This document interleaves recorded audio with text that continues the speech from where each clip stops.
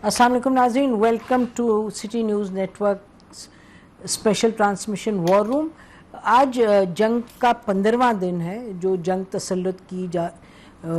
Illegal aggression Iran के ख़िलाफ़ America का और इज़राइल का। और जैसे हम आपको बताते रहे हैं, जैसे आप जानते हैं कि जो जंग है वो इतनी फैली कि जो GCC गल्फ़ कोऑपरेशन काउंसिल के तमाम जो ममालिक हैं वो भी उसकी जद में आ गए। और जद में ऐसा है कि अमेरिका की बेसेस वह हैं, वहाँ से from most of these countries Iran target हो रहा था, और ईरान ने उसके रद्द अमल में इन तमाम ममालिक में जो अमेरिकन इंटरेस्ट हैं, और इंटरेस्ट तो पहले तो ये था कि जी जो उनकी बेसेस वगैरह हैं, लेकिन आहिस्ता आहिस्ता उन्होंने कहना शुरू किया जो इनके इकोनॉमिक इंटरेस्ट भी हैं, यानी बैंक्स हैं या IT जो उनके सेटअप्स हैं, उन्होंने कहा हम यहाँ भी अटैक करेंगे। दुबई में कहा, अबू धाबी में कहा, और साथ साथ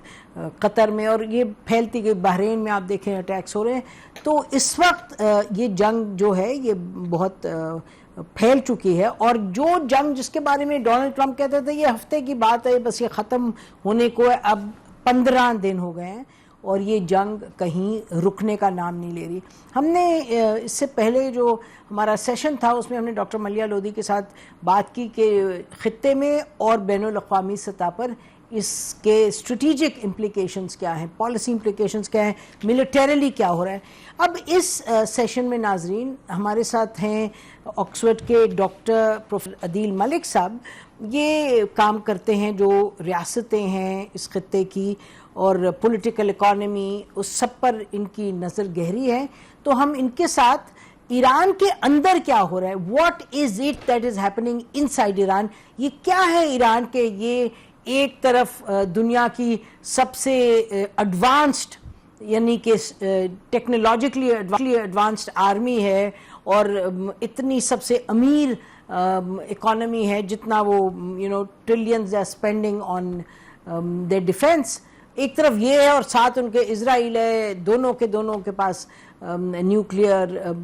वेपन्स है, न्यूक्लियर आर्सेनल है। और इजराइल को जो जारहाना, उनकी जो जारहाना तो गलत, ये तो एक एक्सपेंशनिस्ट मुल्क है, इसने कभी अपनी जो है बाउंड्रीज ही डिक्लेयर नहीं की, चाहे लेबनान पर चढ़ दौड़े, चाहे सीरिया पर, चाहे जॉर्डन पर, जो इसका दिल चाहे। और अभी एज वी स्पीक आज भी, और जेनोसाइड जो है फ़लस्तीनियों की वो जारी है। बोर्ड ऑफ पीस और know board of peace, Donald Trump plan और नो डोनाल्ड ट्रंप प्लान, ये अपनी जो इनकी मर्जी है वो करते चले जा रहे हैं, इनको कोई रोकने वाला नहीं। तो इस सब में और ये अमेरिका के साथ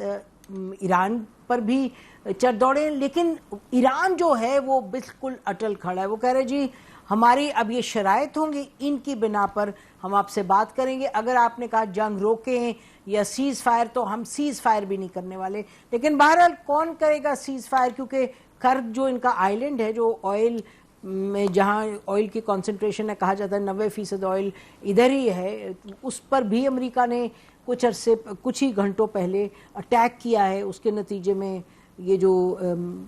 इन्होंने कहा ईरान ने कि we'll hit out at the GCC countries. तो ये जंग एक तरफ तूल पकड़ी है, लेकिन ईरान जो है, ईरान के हवाले से वो कह रहे हैं जी no question of cease fire जब तक कि शराइत हमारी नहीं पूरी होंगी। और साथ साथ आपने देखा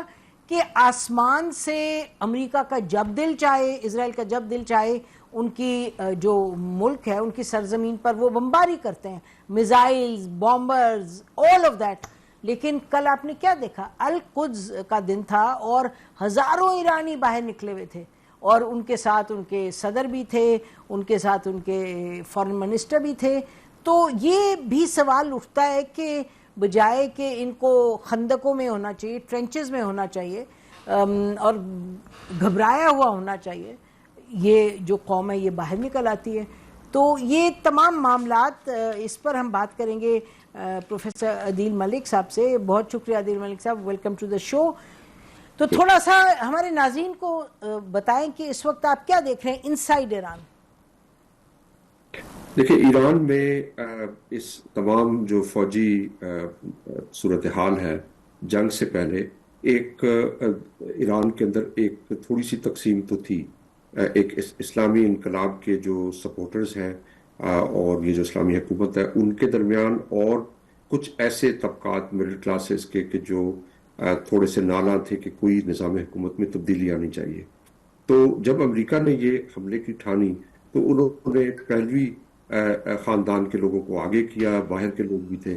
لیکن ہوتا یہ ہے کہ جب بھی جنگ ہوتی ہے تو ایک ڈیفینسو موبلائزیشن ہوتی ہے، لیکن یعنی لوگ اپنے ملک اور افواج کے ساتھ آ کھڑے ہوتے ہیں۔ تو اب جو ایران کے اندر تقسیم پہلے تھوڑی بہت تھی وہ اب کافی حد تک ختم ہو گئی ہے، اور لوگ ایک نقطے پہ متفق ہو رہے ہیں کہ بھئی یہاں پہ مسئلہ جمہوریت لانے کا یا عوام کے جو حقوق ہیں اس کی بات نہیں ہے، بلکہ مغرب ایران کا نقشہ تبدیل کرنا چاہتا ہے، اس کو تباہ و برباد کرنا چاہتا ہے۔ تو پچھلے ایک ہفتے کی جو بڑی ڈیولپمنٹ ہے وہ یہ ہے کہ یہ جو بھی ایکٹرز تھے باہر پہلوی خاندان کے، ان کے خلاف خاصی نفرت پھیلی ہے، تو ایران کی معاشرے کے اندر تقسیم کم ہوئی ہے۔ اس کے مقابلے میں جو میں مغرب میں دیکھ رہا ہوں، یورپ کے اندر اور امریکہ کے اندر خلیج بڑی ہے، ان کی اسٹیبلشمنٹ میں، ان کے پڑھے لکھے طبقات میں، عام عوام میں بہت زیادہ بے چینی پائی جاتی ہے کہ ہم کس طرف جا رہے ہیں۔ تو ایران کے اندر جو ہے وہ تقسیم ایک لحاظ سے کم ہوئی ہے۔ دوسری جو اہم بات سمجھنے کی ہے، جو ایران کو یہاں پہ ہم ایکڈیمک سے ٹرم یوز کرتے ہیں کنفرمیشن بائس، یعنی جو آپ سننا چاہتے ہیں وہی آپ اسی طرح کے لوگوں سے بات کرتے ہیں، اسی طرح کے لوگوں کو بلاتے ہیں۔ تو میں نے آکسفورڈ میں بھی دیکھا ہے کہ اکثر لوگ جو بولنے آتے ہیں ایران کے بارے میں وہ ایک خاص ایجنڈا کے تحت بولتے ہیں، اس کو آبجیکٹو سوشل سائنس آبجیکٹو طریقے سے اس کو نہیں دیکھتے کہ آپ اس جگہ کی معروضی حالات کو دیکھیں۔ تو دیکھیں ایران کے بارے میں ایک بات سمجھنی چاہیے کہ جو چارلز ٹلی کا مقولہ تھا یورپ کے بارے میں کہ wars make states and states make war, تو ایران جو ہے اس میں جو چارلز ٹلی نے بات کی وہ تو یہ کیا کہ یورپ میں جب جنگیں ہوئی تو انہوں نے فزیکل کیپیسٹی بنائی، انہوں نے ٹیکس کا نظام بنایا۔ ایران جو ہے وہ جنگ کے بعد جو پوسٹ ریولوشنری ایران ہے اس میں جو ادارے بنے ہیں، جو متحرک آرگنائزیشنز بنی ہیں، وہ جنگ کا نتیجہ ہے۔ یہ نہ بھولیں کہ ایران 8 سال ایران عراق جنگ کے اندر مصروف رہا، اور اس کے دوران بہت سارے ادارے نئے بنے۔ جو شاہ صاحب کے زمانے میں 70 کی دہائی میں ادارے تھے سوشل سیکیورٹی آرگنائزیشنز کے اور باقی، ان کا فوکس تھا اربن علاقوں کی طرف، شہری علاقوں کی طرف۔ جب ایران میں اسلامی انقلاب آیا تو بہت سارے ادارے انہوں نے رورل ایریاز میں بنائے، رورل موبلائزیشن کی، عوام کو متحرک کیا، اور اس کو پھر اسکالرز کہتے ہیں ایک ڈوئل انسٹیٹیوشنلائزیشن ہوئی، کہ ایک پرانی بیوروکریسی جو شاہ صاحب کے زمانے سے چلی آ رہی تھی پہلوی خاندان کے، اور ایک نئی بیوروکریسی، نیا سٹرکچر پیرلل بنا کہ جس نے عوام کو دیہاتوں میں، شہروں میں متحرک کیا، جی ان کو بالکل۔ سروسز دی۔ جی جو اور بات وہ آپ جو کر رہے اسٹرکچر ہیں، جی ڈیولپمنٹ، جو آپ بات کر رہے ہیں، میرا خیال ہے اس کا تو ایک بہت اہم پہلو یہ ہے کہ جو انقلاب آیا ایران میں عدیل، اس کا ایک وجہ یہ بھی تھی کہ ہسٹورینز رضا براہنی جیسے لکھ رہے تھے کہ جو دیہاتی علاقے تھے، جو نان اربن تھے، وہاں لوگ اتنے برے حالات میں تھے اقتصادی اور ہر قسم کے، کہ کہیں کہیں انہوں نے لکھا لوگ گھاس کھا رہے تھے۔ تو مطلب وہ جو آپ کہہ رہے ہیں کہ اس کو وہ جو بائس تھا ان فیور آف اربن، اس کو تبدیل کیا، اور therefore we have the kind of spread جو آپ ابھی بات کر رہے ہیں، ڈیول بیوروکریسی۔ جی بالکل، ایک یہ ہے، اور اس میں خاص بات یہ کہ دیکھیں یہ جو بیٹل ہارڈنڈ، وار ہارڈنڈ سوسائٹی، کہ جو سوسائٹی سروائیو کرتی ہے وار میں، اب یہ بات کہہ دینا آسان ہے، لیکن بالکل آپ سوچیے کہ 80 کی دہائی میں 50% پر کیپٹا انکم ایران کی نیچے آئی، لیکن لوگوں کی جو کنزمپشن تھی اور جو سٹینڈرڈ آف لیونگ تھا وہ تقریباً مینٹین ہوا۔ وہ کیسے مینٹین ہوا؟ وہ اس طرح مینٹین ہوا کہ امام خمینی ریلیف کمیٹی بنی، جگہ جگہ راشن بانٹے گئے، آرگنائزیشنز بنائی گئی جنہوں نے جا کے مختلف جگہوں پہ کام کیا۔ تو آپ اس کو صرف ریزسٹنس نہ دیکھیں، یہ موبلائزڈ ریزسٹنس ہے، یعنی ایک متحرک معاشرے میں جس طرح کی آرگنائزیشنز بنتی ہیں، وہ آرگنائزیشنز بنی ہی جنگ کے نتیجے میں سروائیو کرنے کے لیے بنی ہے۔ تو اب یہ جو ایڈوانٹیج ہے ایران کے پاس اس وقت کہ وہ بہت طول دے سکتے ہیں اس جنگ کو، اسی لیے آپ دیکھ رہے ہیں کہ امریکہ اور اسرائیل کی طرف سے بڑی تیزی سے بہت زیادہ اٹیکس ہو رہے ہیں، کیونکہ ان کے پاس وقت تھوڑا ہے۔ اگر تیزی سے چیزیں کلیپس کرتی ہیں تو پھر وہ شاید بچ جائے، لیکن اگر ایران لمبا جتنا اس کو کھینچ سکتا ہے، جو اس کے جو ادارے ہیں انٹرنل ان کے اندر وہ کیپیسٹی ہے. لیکن ظاہر ہے یہ جو خرق میں اٹیک ہوا ہے ابھی تو آئل انسٹالیشنز پہ نہیں ہوا, ابھی صرف ملٹری اس کے اوپر ہوا ہے. تو اگر تیل کے ساتھ ان کا تیل کی جو آمدن ہے وہ اگر کم ہوتی ہے, اس سے ایک امپیکٹ جو ہے رجیم کے لیے ایک چیلنج آئے گا ایرانی ریاست میں. ہم بریک لیتے ہیں ناظرین, بریک کے بعد آئیں گے, اس گفتگو کو جاری رکھیں گے, ہمارے ساتھ رہیے گا.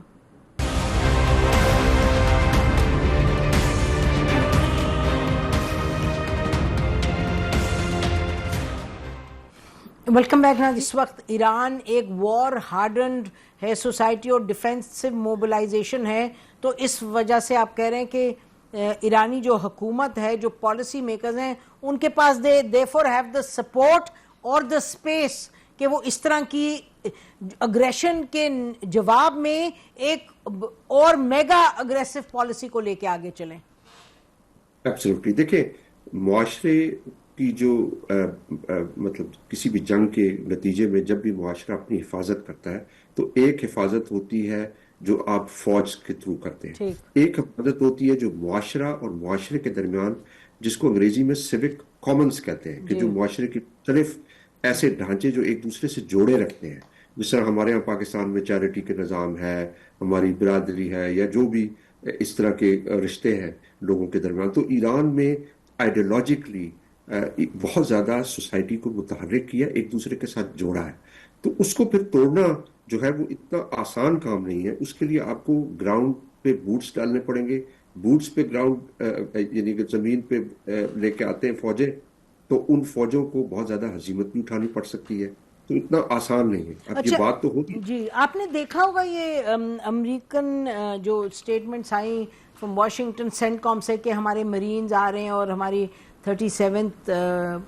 کور یا معلوم نہیں جہاں وے دے برنگنگ ان, انہوں نے کہا 3000 مرینز ہوں گے یا 2500 اور اب 5000 کا بھی فگر سامنے آ رہا ہے. تو یہ آپ اگر یہ ایسپیکٹ فالو کریں تو آپ کا خیال ہے کہ یہ بوٹس آن دا گراؤنڈ کی تیاری ہے یا ارد گرد جو گلف ممالک ہیں ادھر کوئی پروٹیکشن کے لیے؟ دیکھیں, بوٹس آن دا گراؤنڈ اس کو رول آؤٹ نہیں کیا جا سکتا, کیونکہ جو ابھی خرق پہ اٹیک ہوا ہے تو انہوں نے ملٹری انسٹالیشنز پہ کیا. تو ہو سکتا ہے کہ یہیں پہ بوٹس آن دا گراؤنڈ دکھا رہے ہیں جہاں پہ تیل ہے, لیکن یہ ہے کہ یہ اتنا آسان نہیں ہے. ایسا سیناریو ہے کہ جس کی تیاری مجھے یقین ہے کہ ایران نے بھی کی ہوگی. ظاہر ہے دونوں سمتوں سے تیاری ہوتی ہے مکمل. اچھا, یہ ڈونلڈ ٹرمپ کی تو جو ٹویٹس آ رہی ہیں وہ تو اور یعنی کہ ایک تو آپ نے دیکھا ہوگا یقیناً کہ پچھلے 2 دنوں سے یہ اور ان کے سیکرٹری آف وار تو میڈیا پر اتنا اٹیک کر رہے ہیں. وہ کہہ رہے ہیں کہ جی ان کے میڈیا کا جو ڈی این اے ہے وہی ٹرمپ کے خلاف ہے, وہ تو بالکل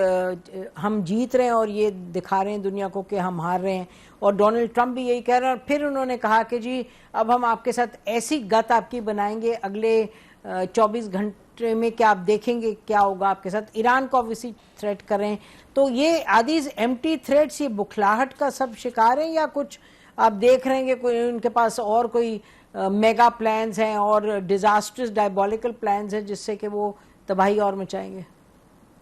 میرے خیال میں یہ جو سخت زبان ہے یہ کمزوری کی نشاندہی ہے, کیونکہ امریکہ کے اندر بہت زیادہ تقسیم ہو رہی ہے, بہت زیادہ کرٹیسزم کا سامنا کرنا پڑ رہا ہے ایڈمنسٹریشن کو کہ آپ کے گولز کیا ہیں, اسٹریٹجی کیا ہے, اینڈ پوائنٹ ہے, کہاں خاتمے کی طرف چیزیں جائیں گی.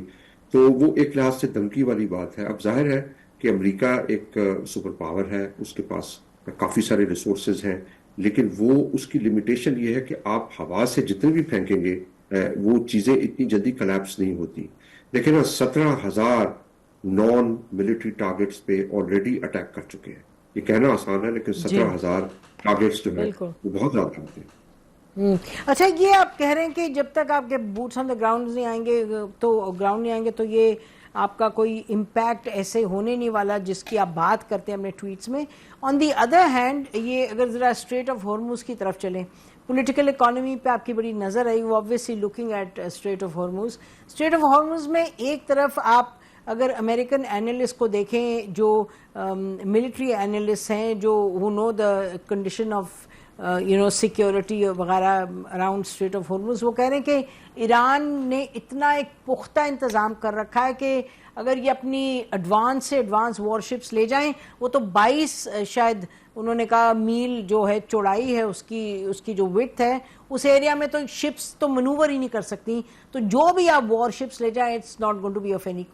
کانسیکوینس۔ دوسری طرف اگر آپ ایران کو دیکھیں تو خبریں آ رہی ہیں کہ چاہے نارتھ کوریا ہے، چاہے پاکستان ہے، چاہے ٹرکی ہے، اور ابھی تو انڈیا نے بھی کلیم کیا کہ ہماری بھی 2 شپس، تو یہ لگ رہا ہے کہ جو ایران ہے وہ اس کو دیکھ یعنی کہ selectively it is letting ships go through, کیونکہ اور correct me if I am wrong, کیونکہ ان کا اپنا بھی تو تیل جو ایکسپورٹ کرتے ہیں خاص طور پہ چائنا میجر کلائنٹ، وہ بھی تو ادھر سے ہی گزرتا ہے، تو اسٹریٹ آف ہارمز کو ٹوٹلی بند کرنا تو ان کو وارا نہیں دیتا ہے، مطلب تو دے obviously have to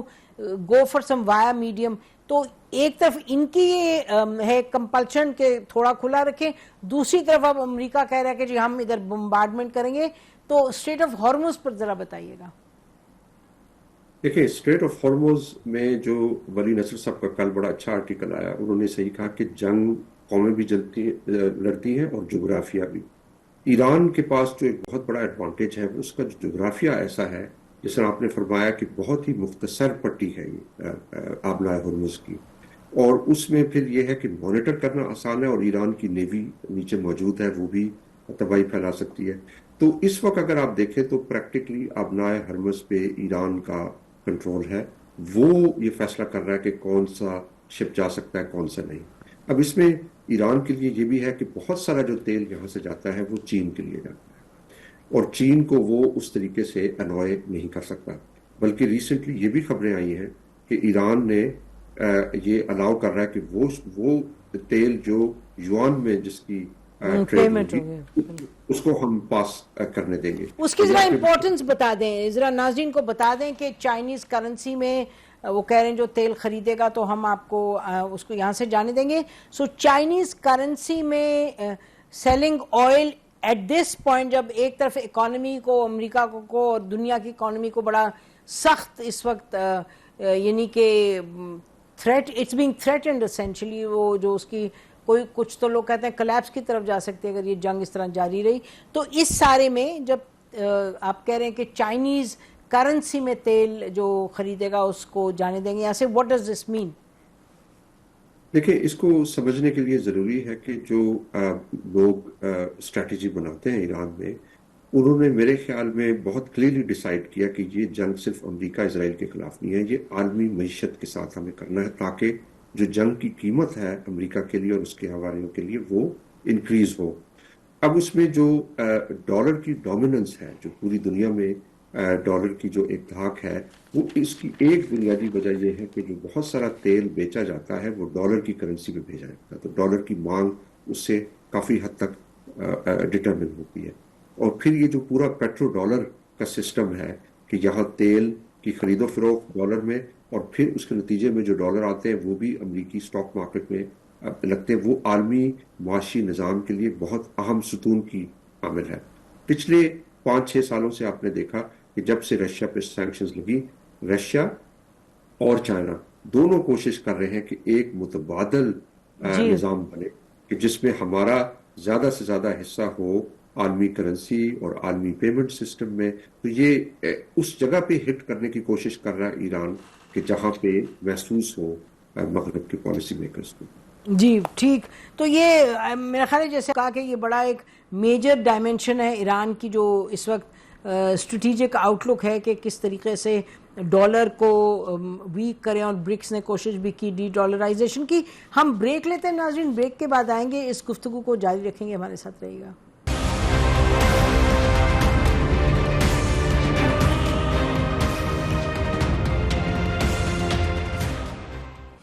welcome back ناظرین، ہمارے ساتھ اس وقت پروفیسر عدیل ملک ہیں۔ بات ہم کر رہے ہیں ایران کے حوالے سے، خاص طور پہ کہ اس جنگ کی صورتحال جو ہے سامنے اور بگڑتی ہوئی صورتحال، اس میں ایران جس طرح سے کھڑا ہے، اور Iran is not baking of. اب تو یہ بات سامنے آ رہی ہے کہ بہت سے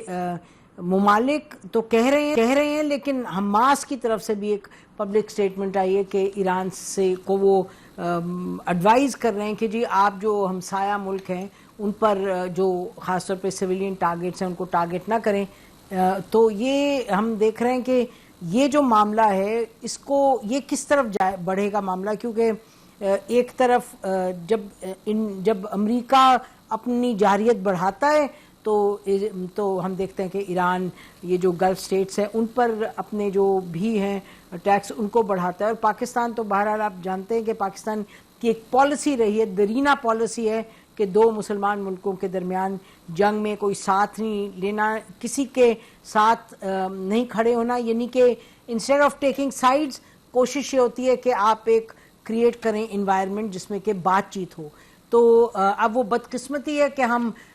بیٹھیں پاکستان میں اور برابر میں وہ ملک جس کو اتنی سپورٹ دی گئی, وہ لوگ وہ گروپس ان کو اس طرح سپورٹ کیا گیا کئی دہائیوں سے طالبان کو, تو وہ طالبان نے جب پاکستان پر اٹیک کرنا شروع کیا خود اور ٹی ٹی پی کو جو پاکستانی طالبان ہیں ان کو یعنی کہ وہاں پشت پناہی ان کی اور وہ پاکستان میں آپ دیکھ رہے ہیں کہ کتنی صورتحال بگڑی ہے, دہشت گردی کتنی بڑی ہے. تو پاکستان ہیڈ نو چوائس, بات کر کے سمجھا کے انوائٹ کر کے کہ جی بات کریں, معاملات کو سیٹل کریں, گارنٹی دیں کہ آپ یہ پشت پناہی نہیں کریں گے ان کی طالبان کی جو پاکستان پر اٹیک کریں ٹی ٹی پی. لیکن اب چونکہ اٹیکس اتنے بڑھے Pakistan has had to go back and respond in kind, اور آپ دیکھ رہے ہیں کہ آپریشنز جاری ہیں افغانستان کے اندر بھی, جہاں ان کے کیمپس ہیں ادھر اٹیک ہو رہا ہے. اور وہ اب بہت جو اچھی بات ہے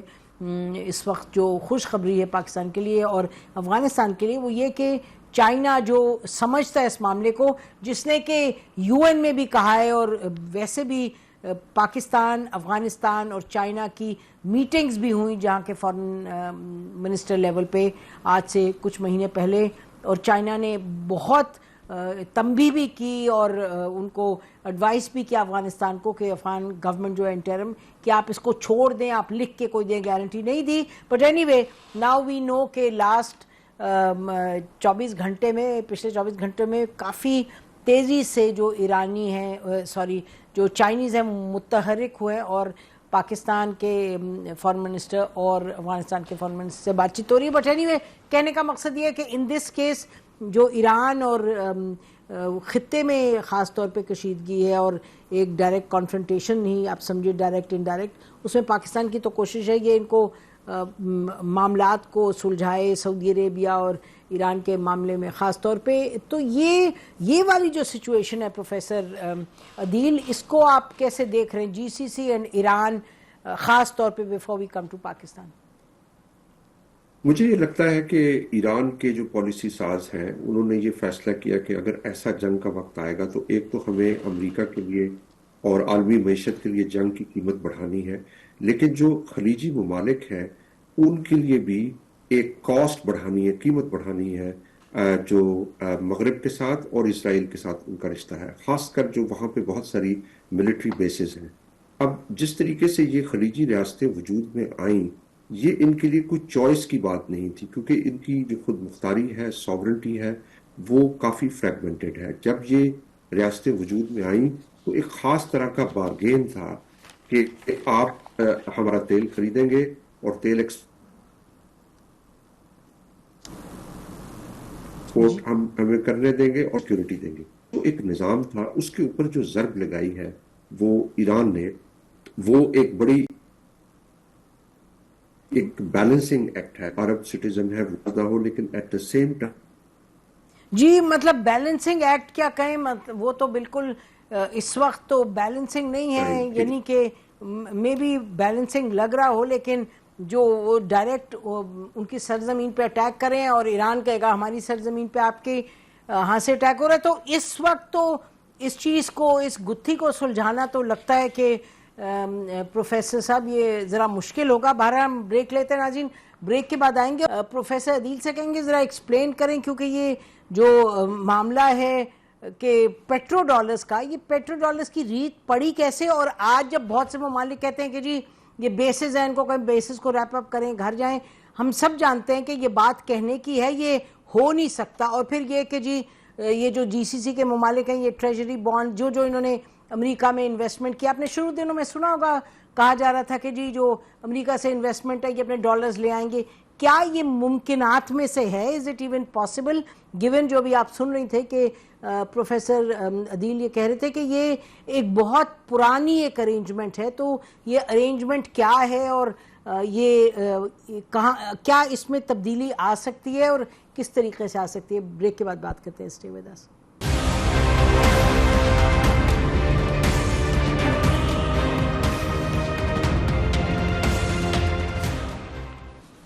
ویلکم بیک ناظرین. ہمارے ساتھ پروفیسر عدیل ملک ہیں اور ہمارے ساتھ حسن خان صاحب ہیں. ہی از اے لیڈنگ اینالسٹ افغانستان کی سچویشن پہ، پاکستان افغانستان، اور یہ اس پر رپورٹنگ کرتے رہے، لکھتے رہے، پروگرامز بھی اپنے کرتے رہے آن دیز ایشوز. بہت شکریہ حسن صاحب، آپ نے ہمیں جوائن کیا. ہمارے ساتھ پروفیسر عدیل ملک بھی ہیں. حسن ذرا یہ بتائیے ہمیں کہ افغانستان کے حوالے سے ابھی پروفیسر عدیل ملک سے بھی بات ہم کر رہے تھے، یہی مینشن کر رہے تھے کہ جو افغانستان کی سچویشن ہے اس میں چائنا نے، ویسے تو چائنا اور پاکستان کی ایک بہت پرانی اس میں ایک کوآرڈینیشن ہے اور میرا خیال ہے کہ جوائنٹ اپروچ بھی رکھی ہے کافی مہینوں سے خاص طور پہ، لیکن پچھلے 24 گھنٹوں میں بہت زیادہ ایک چائنا کا ہم دیکھ رہے ہیں ایک متحرک ہونا. اس کی سگنیفیکنس کیا ہے؟ بہت شکریہ نسیم زہرا صاحبہ. دیکھیں میرے خیال میں 24 گھنٹوں سے نہیں، اگر آپ دیکھیں تو آج سے تقریباً ہفتہ پہلے فرسٹ میٹنگ ہوئی چائنیز ایمبیسڈر جو کابل میں ہے امیر خان متقی صاحب سے، اور اس کے دوسرے یا تیسرے دن ہم نے دیکھا کہ چائنیز جو ایس آر ہے اسپیشل ریپرزینٹیٹیو فار افغانستان، وہ کابل گئے اور کابل میں 3 دن گزارے، اور وہاں پہ 3 دن گزارنے کے بعد پھر اسلام آباد آئے، اور میرے خیال میں وہ اب تک اسلام آباد میں ہیں، کیونکہ اسلام آباد میں پھر اس کا لانگ سٹے تھا اور پرابیبلی اس نے واپس جانا تھا وہاں پہ کابل جانا تھا. اور کل یا پرسوں جو ہے جو چائنیز فورن منسٹر ہے وانگ ای، اس کی کال آئی تھی deputy prime minister Ishaq Dar صاحب سے، اور آج اس نے بات کی ہے امیر خان متقی صاحب سے، اور بڑی کل کی اگر آپ وہ جو سی جی ٹی این ہے اس پہ جو اسٹیٹمنٹ اس کا آیا ہے وہ دیکھے تو اس نے بڑا اپ بیٹ اور کل کے کہا ہے کہ پاکستان اور افغانستان کے درمیان جو ہے اس قسم کی ہاسٹیلٹی جو ہے یہ ہو ہی نہیں سکتی. ایسے دو ممالک ہیں کہ یہ بہت زیادہ ایک دوسرے کے ساتھ قریب ہے. تو میں سمجھتا ہوں کہ اس دوران ترکیہ بھی اس کی ڈیلیگیشن بھی میرے خیال میں دونوں کے درمیان شٹل کر رہی ہے. لیکن اس دفعہ جس طرح اکتوبر میں ہوا تھا کہ بڑا پبلک گلیئر میں ہو رہا تھا، اس دفعہ تھوڑا سا جو ہے نا میڈیا سے آف چل رہے ہیں. دوسری بات یہ ہے کہ اس دفعہ جو انیشیٹو لیا ہے وہ خود افغان طالبان جو ہے اب وہ اپروچ کر رہے ہیں کہ پاکستان جو ہے جنگ بندی کرائے. لیکن میرے خیال میں یہ جو جنگ بندی کا سلسلہ ہے نصیر صاحبہ، یہ پاکستان ابھی تک اس کے لیے ایگری نہیں ہے، کیونکہ پاکستان تو ایک کل کی ایک بات کر رہا ہے کہ افغانستان سائڈ سے وہ جو بھی گارنٹی دے دے اس پہ ہمیں ٹرسٹ نہیں ہے، خواہ وہ ان رائٹنگ بھی دے دے تو میں نہیں سمجھتا ہوں کہ پاکستان اس پہ ٹرسٹ کرے گا. وہ جو میڈیٹرز ہے انہیں کہہ رہے ہیں کہ آپ ان کی گارنٹی لے سکتے ہیں لے لے، ورنہ لیٹس گو سٹارٹ ٹاکنگ، بات شروع کرتے ہیں، اور جو ہے یہ جنگ جو ہے یہ جاری رہے گی. مطلب ہے کہ آپریشن غضب للحق جو ہے اس کو ہم نے کلوز نہیں کرنا ہے، کیونکہ افغان طالبان کا سٹریس اسی پہ ہے کہ پہلے جنگ بندی کی جائے، اس کے بعد ان کی طرف سے جو پروپوزل آ رہی ہے وہ کمپریہنسو ڈائلاگ پہ آ رہی ہے. تو نہ پاکستان کمپریہنسو ڈائلاگ کے لیے تیار ہے، کیونکہ پاکستان کہہ رہا ہے کہ ڈائلاگ وہاں سے شروع ہوگی جہاں پہ استنبول اور دوحہ میں 13 دن کی جو ڈائلاگ ہوئی تھی اس جہاں پہ ختم ہوئی تھی وہاں سے شروع کریں گے. ہم مزید کوئی ایشو نہیں ہے. اور ساتھ ہی جنگ بندی کے حوالے سے بھی پاکستان کا میسج بالکل کلیئر ہے کہ جو 12 اکتوبر کو ہم نے جنگ بندی کرائی تھی اس کے بعد جو وائلنس میں پرپینڈیکولر انکریز ہوا تھا وہ رسک ہم دوبارہ نہیں لے سکتے. ابھی دیکھیں کہ 27 یا بلکہ 21 اور 22 کی رات کو جو پاکستان نے سٹرائکس کیے تھے اس کے بعد تقریباً 90% ڈیکریز آئی ہے پاکستان میں، ہاں وہ فتنہ الخوارج تحریک طالبان پاکستان کی طرف سے یا افغانستان سے جو تشکیلیں آ رہی تھی. ٹھیک، تو آپ نے سنا پروفیسر کہ یہ کیا انہوں نے بڑی تفصیل میں ہمیں بیان کیا، اور آپ بھی دیکھ رہے ہیں یو بین فالوئنگ جو پالیسی خاص طور پہ پچھلے 6 مہینے سے ہے کہ بھئی ویری کلیئر کائنیٹک پہ جانا ہے، ہمیں use of force is critical, نہیں تو آپ بات چیت میں لگ جاتے ہیں. وہ اگلی سائڈ ہے وہ اپنی تیاری کرتی رہتی ہے، پاکستان میں جو ٹیررزم ہے وہ بڑھتا ہی چلا گیا ہے. تو یہ تو چائنا کا رول آپ دیکھیں تو ہم کہیں گے کہ یہ it's a very positive development. Professor Adeel Malik. جی بالکل یہ بات ٹھیک ہے. میری یہاں پہ 2-3 ہفتے پہلے ملاقات ہوئی تھی جو احمد داوطوغلو پرانے پرائم منسٹر ہیں، رہ چکے ہیں ترکی کے، اور وہ کلوز ڈور ڈنر تھا اور اس میں انہوں نے کافی تشویش کا اظہار کیا کہ ترکی بہت کنسرنڈ ہے کیونکہ یہ دونوں ہمسائے ممالک ہیں اور ہم چاہتے ہیں کہ ان کے درمیان بات چیت کے ذریعے چیزیں بہتر ہوں. دیکھیں جب بھی نیبرز ہوتے ہیں تو اس کا جو لانگ ٹرم ریلیشن شپ ہے، جو لانگ ٹرم سیکیورٹی ہے، وہ صرف ملٹری اسٹریٹجی سے نہیں آ سکتی. وہ تھوڑی دیر آپ اس کے اہداف پورے کر سکتے ہیں، پھر اس کو خلا پور کرنے کے لیے آپ کو پراپر اور طرح کے بھی سٹیپس لینے پڑتے ہیں. تو میرے خیال میں یہ خوش آئند ایک بات ہے. جی میرا خیال ہے کہ پاکستان نے تو اور سٹیپس لیے. آپ کو معلوم ہے کہ بات چیت تو کرتے رہے، کافی دیر سے کرتے رہے، یہ آج کی بات نہیں ہے، پچھلے سال 2 سال سے تو کم از کم. کیوں یہ بتائیے حسن، جب سے یہ گورنمنٹ آئی ہے انٹرم گورنمنٹ، پاکستان نے تو بڑی کلیئرلی یہ کہا، مطلب جب سے نہیں آئی شروع میں تو that tea cup in Kabul, اس میں تو لگا تھا everything is in our control, لیکن اس کے بعد ہم نے جو جس طرح سے اپروچ کیا ہے، جہاں پروفیسر صاحب ٹھیک کہہ رہے ہیں کہ ملٹری الون ازنٹ انف، لیکن پاکستان نے تو بہت کچھ ٹرائی کیا پھر ملٹری پر آئے ہیں. حسن.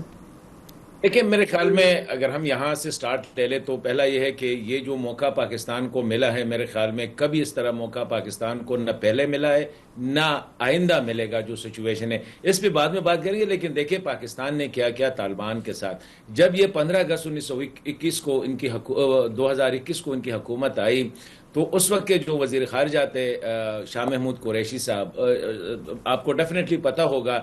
وہ ان کی اتنی کیمپین کر رہے تھے کہ ایسا لگ رہا تھا کہ اس کو طالبان کا وزیر خارجہ کہاں جانے لگا. پاکستان نے OIC کی ایمرجنسی میٹنگ بلائی اسلام آباد میں، انٹرنیشنل فورم پہ جو ہے باقاعدہ ان کی کیمپین، ان کے لیے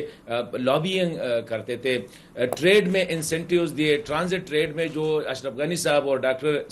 حامد کرزئی صاحب کے دور میں نہیں ہوا تھا، وہ سارے انسینٹیوز اسحاق ڈار صاحب نے کہا کہ آپ لکھ کے دے دیں، میں اسلام آباد جاؤں گا اور آپ کو واپس کال کروں گا کہ یہ ہو گیا. اور اس طرح اسحاق ڈار صاحب نے کیا بھی تھا، اور وہ اچھا کیا تھا جو کیا تھا حسن، وہ تو بڑی پازیٹیو چیز تھی. میرے خیال دیکھیں وہ تھا نیک نیتی پہ مبنی تھا کہ پاکستان سمجھ رہا تھا کہ شاید طالبان جو ہے ریسیپروکیٹ کریں گے اور یہ جو TTP ہے اسی حوالے سے کوآپریٹ کریں گے. پھر اس کے بعد جب نہ ہوا تو پاکستان نے بارڈر میجرز لیے. یہ جو کائناٹک میجرز ہے، اس سے پہلے جو پیونیٹیو میجرز تھے وہ یہ تھے کہ بارڈر کو کلوز کیا گیا، ٹریڈ کو سسپینڈ کیا گیا، ٹرانزٹ ٹریڈ کو سسپینڈ کیا گیا، ویزا میں جو ہے اور یہ کمیونیکیشن کو جو ہے اس کو ذرا کنٹرول کیا. یہ اس کے باوجود آپ دیکھیں کہ 3 مہینے بعد بھی ان کی طرف سے کوئی اس پہ، بلکہ الٹا وہ پاکستان کے خلاف پروپیگنڈا کر رہے تھے. اب یہ جو کائناٹک ہے میرے خیال میں، اگر آپ نسیم صاحبہ یہ دیکھیں 9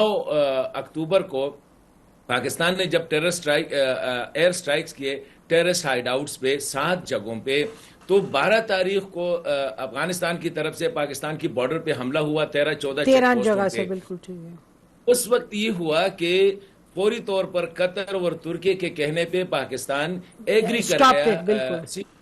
سیز فائر پہ. میرے خیال میں وہ اسٹریٹجک غلطی تھی، کیونکہ اس دن کے بعد پاکستان میں 95% انکریز آئی اس میں یہ جو دہشت گردی کے واقعات، اس میں بہت زیادہ انکریز آئی. اور یہ جو فروری کا اگر آپ دیکھیں 16 سے لے کر 20 تک اگر آپ دیکھیں، صرف خیبر پختونخوا میں میرے خیال میں کہتے 25 یا 30 کے قریب جو پولیس آفیسرز کو 3 دن میں ٹارگٹ کیا گیا. تو پھر آپ دیکھیں کہ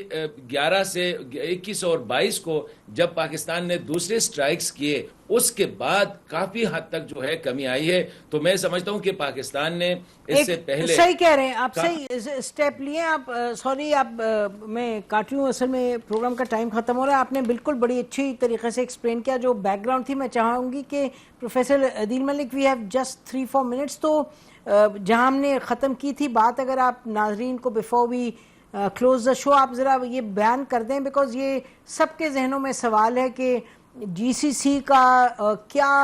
امریکہ کے ساتھ کیا ارینجمنٹ ہے، کیا تعلق ہے پیٹرو ڈالرز کی جو بات ہوتی ہے, if you can briefly educate us. دیکھیں جو خلیجی ممالک ہیں وہ بہت عرصہ پہلے یہ بیسکلی مختلف طرح کی جو رائل فیملیز تھیں ان کے جو اراؤنڈ جو بارڈرز بنے اس میں وہ تیل بیچتے تھے اور سیکیورٹی پرووائڈر گارنٹر تھا وہ امریکہ تھا. اب اس جنگ کے نتیجے میں جو بہت چیز واضح ہو گئی ہے کہ امریکہ وہ سیکیورٹی پرووائڈ کرنے میں ناکام ہوا, اور اب گلف کے اندر خلیج کے اندر بہت بڑی آوازیں ابھر رہی ہیں کہ بھئی اب ہمیں اپنی سیکیورٹی کا خود سوچنا ہے. آج جو سب سے سگنیفیکنٹ بیان ہے پرانے جو پرائم منسٹر رہ چکے قطر کے, بالکل انہوں نے یہ فرمایا کہ گلف کو اپنی سیکیورٹی پہ خود کام کرنا ہوگا, اپنے نیبرز کے ساتھ بھی اچھے تعلقات کرنے ہوں گے, اور انہوں نے خاص طور پہ ذکر کیا ترکی کا اور پاکستان کا کہ یہ جو سیکیورٹی الائنس ہے اس کے اندر ہمیں جو باقی مسلمان ممالک ہیں ان کو بھی لانا پڑے گا. میرے خیال میں اس جنگ کے بعد جو جس کو انگریزی میں کہتے ہیں ریجنل سیکیورٹی آرکیٹیکچر, یعنی جو ریجنل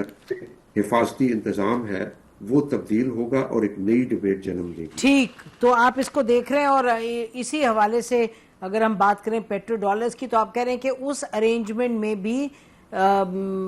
ولی نیلی تبدیلی آئے گی, کہ کیونکہ وہ جو پیٹرو ڈالرز والی جو ارینجمنٹ ہے it is directly link to جو سیکیورٹی پرووائڈر رہا ہے امریکہ ان کا, تو آپ کہہ رہے ہیں وہ بھی تبدیل ہوگا, اور جو پیٹرو ڈالرز کی ارینجمنٹ ہے اس میں بھی you foresee a change, اس میں تناؤ آئے گا. اب اس میں چینج کرنا اتنا آسان نہیں کہ اگر آپ ری سائیکل نہیں کریں گے تو آپ کی حکومت کے لیے خطرہ ہوگا, کیونکہ خود مختاری نہیں زیادہ. لیکن وہ جو پہلے والی بات تھی وہ نہیں رہے گی. اب ایک انٹرنلی ممالک میں ایک ڈیبیٹ بن رہی ہے اور اس کا اثر پڑ سکتا ہے. بہت بہت شکریہ دونوں میں آنے کا. ناظرین, ہماری نظر رہے گی ان معاملات پہ. فی الوقت ہماری طرف سے اتنا ہی. خدا حافظ. پاکستان زندہ باد.